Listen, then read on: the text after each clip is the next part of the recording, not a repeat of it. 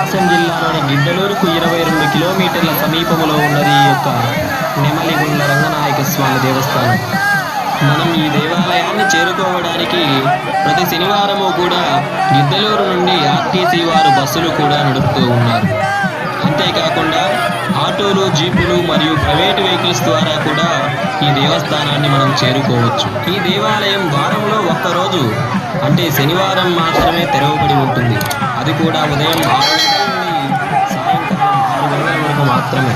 ఇక్కడి ప్రాంత ప్రజలకు స్వామివారంటే ఎంత భక్తి అంటే చుట్టుపక్కల ప్రాంతాల వారి పేర్లు కూడా రంగమ్మ, రంగయ్య, రంగనాయకమ్మ అనే పేర్లతోనే ఇక్కడి వారందరినీ కూడా పిలుచుకుంటూ ఉంటారు. పూర్వకాలంలో ఇక్కడ మయూర మహర్షి తపస్సు చేస్తూ ఉండేవారు శ్రీ మహావిష్ణువును గూర్చి.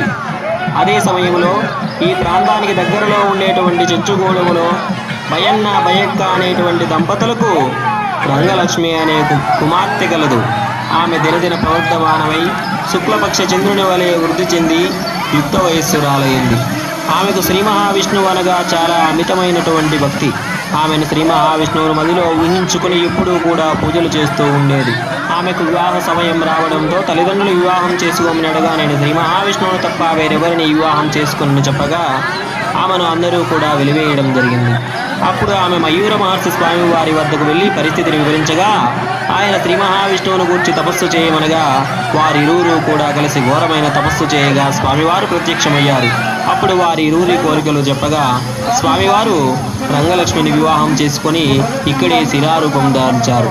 మయూర మహర్షి స్వామివారి కోరిక కూడా అదే కాబట్టి ఇక్కడే స్వామివారికి భక్తుల కోరికలు నెరవేరుస్తూ ఇక్కడే శిలారూపం దాల్చారు. ఈ వీడియోలో ముందుగా మనం దర్శించినటువంటి అమ్మవారు ఆ రంగలక్ష్మి అమ్మవారు. ఇక్కడ స్వామివారికి నెమలిగుండ్ల రంగనాయక స్వామిది అని పేరు రావడానికి గల కారణం ఏమిటంటే ఇక్కడ మయూర మహర్షి స్వామివారు తీక్షణమైనటువంటి తపస్సు చేస్తూ ఉండగా ఆయన తీక్షణమైనటువంటి తపస్సులో భాగంగా ఆయన ముక్కుతో ఇక్కడ ఒక గుండాన్ని తవ్వడం జరిగింది. అది మరుసటి రోజు ఉదయానికే ఆ గుండం నిండుగా నీరుతో పొంగిపోతూ ఉంది. అందువల్ల ఇక్కడి స్వామివారికి నెమలిగుండ్ల రంగనాయక స్వామి అనేటువంటి పేరు వచ్చింది.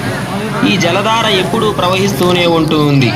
గుండ్ల బ్రహ్మేశ్వరంలో పుట్టినటువంటి ఈ నీరు అక్కడి నుండి ప్రవహించి ఈ నెమలిగుండంలోకి వచ్చి ఇక్కడి నుండి ప్రకాశం జిల్లా మీదుగా వెళ్ళి సముద్రంలో కలుస్తుంది. ఈ దేవాలయంలో జరుగు కొన్ని సేవా కార్యక్రమ వివరాలు మరియు వాటి రుసుములు ఇక్కడ రాయబడ్డాయి. స్వామివారి దేవాలయానికి వెళ్ళేటువంటి మార్గము పూర్తిగా మెట్ల మార్గం. ఈ మార్గం ద్వారానే మనం దేవాలయాన్ని చేరుకోవాలి. కోరిన కోరికలు తీర్చే నెమలిగుండ్ల రంగనాయక స్వామి వారి దగ్గరికి భక్తులు విశేషంగా వస్తూ ఉంటారు.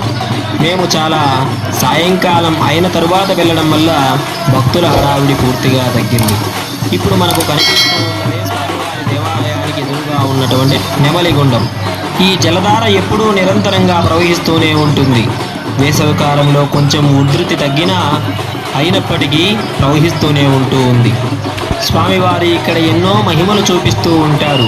అందులో భాగంగా